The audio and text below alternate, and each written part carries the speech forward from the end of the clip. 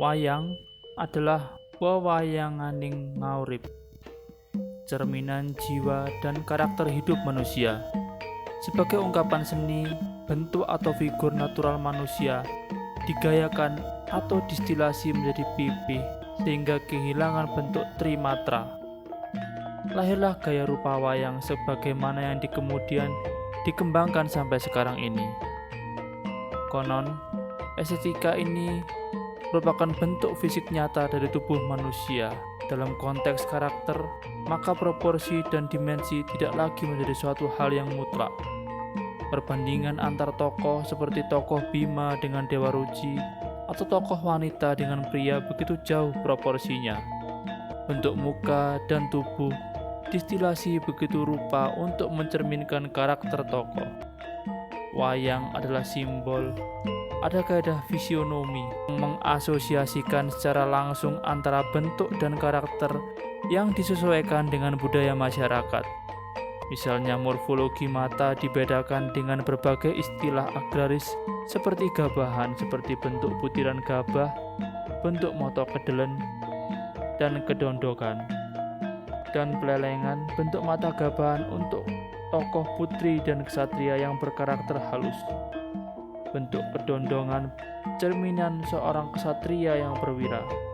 Adapun pelelengan untuk yang berkarakter lebih tegas. Demikian juga bentuk hidung, bentuk mulut, dan bentuk tubuh. Kombinasi dari bentuk-bentuk itu menampilkan karakter tertentu. Karakter sengkuni yang licik diwujudkan dengan bentuk mulut, hidung, mata tertentu. Rahwana yang angkoro diwujudkan dengan mata melotot, wajah sangar dengan bentuk mulut gusen dengan taring, dan lain-lain. Konvensi fisionomi yang telah disepakati antar seniman dan masyarakat semakin mempermudah untuk menghayati seninya. Kaidah dalam rupa dan karakter wayang secara universal cenderung hitam putih, klasifikasikan dengan tegas sebagai tokoh baik dan buruk, sebagai golongan pengiwa dan penengen, golongan kiri dan kanan. Kayon, gunungan, lambang gunung yang melambangkan hutan, isyarat untuk awal, isyarat untuk penutup. Dari jauh, bentuk itu mirip sebuah siluet segitiga di bawah cahaya. Tetapi dari dekat akan kelihatan di gunungan itu tersembunyi pohon-pohon rindang dengan cabang yang merangkul dan pucuk yang tinggi menyembul. Ada sebuah gapura dengan tempat kunci berbentuk teratai. Ada sepasang raksasa bersenjata yang tegak simetris. Ada harimau, banteng, kera, burung merak, dan burung beruga wajah seram banaspati. Dengan kata lain, di gunungan itu tersimpan bermacam hal, tetapi bertaut dalam satu misteri, sesuatu yang angker tetapi juga teduh, sebuah wilayah kehidupan yang lain, ketika arena di luarnya memaparkan kisah intrik, nafsu, dan perang yang tak henti-hentinya. Di kerimbunan yang agung itu hidup berlangsung anteng dan syahdu. Dalam kayon atau gunungan, waktu yang mengalir detik demi detik seakan-akan tak ada lagi. Di dalam gunungan, arus menit dan jam seakan-akan diinterupsi dan dihentikan.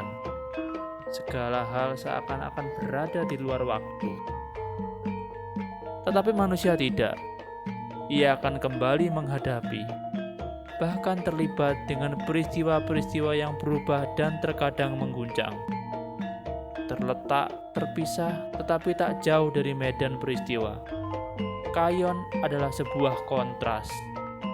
Dalam wayang kulit, ketika dalang menghadirkan adegan majelis yang tertib di balairung atau sebuah pertempuran yang seru di tepi hutan, kayon akan terpasang di sisi layar, seperti menandai bahwa ada kehidupan yang bertentangan dengan kehidupan manusia yang tak henti-hentinya berubah dan resah.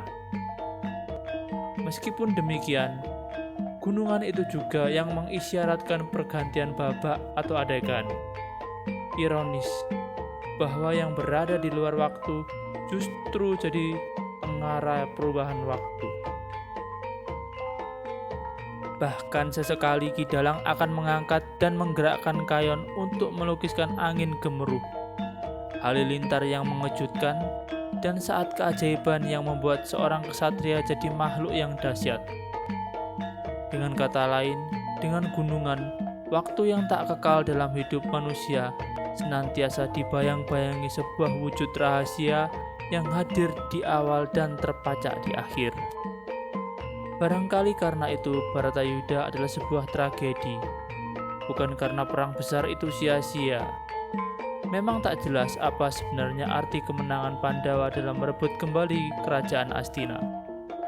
Jika akhirnya seluruh generasi kedua mereka terbunuh, dan ketika perang usai seantero anggota keluarga dibantai Aswatthama di sebuah malam yang lengah. Tetapi Bharatayuddha terasa sebuah tragedi, karena kontras dan ironi kayon tepat mengenai inti ceritanya. Lihatlah para kesatria itu.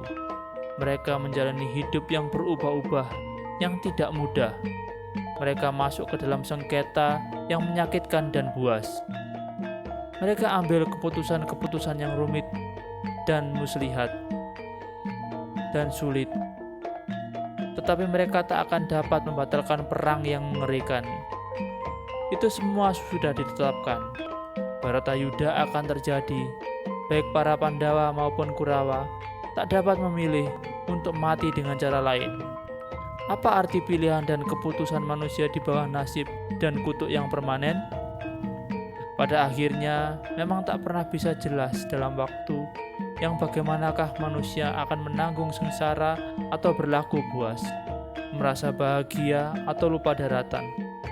Ada waktu dari nasib, waktu sebagai kala yang tak berubah dan tak mengubah. Di dalam kala, manusia tak dapat lepas memilih dan memutuskan masa depannya dengan bebas. Tetapi sementara itu, ada waktu ketika manusia menyakiti, membunuh, rindu, dan bahagia.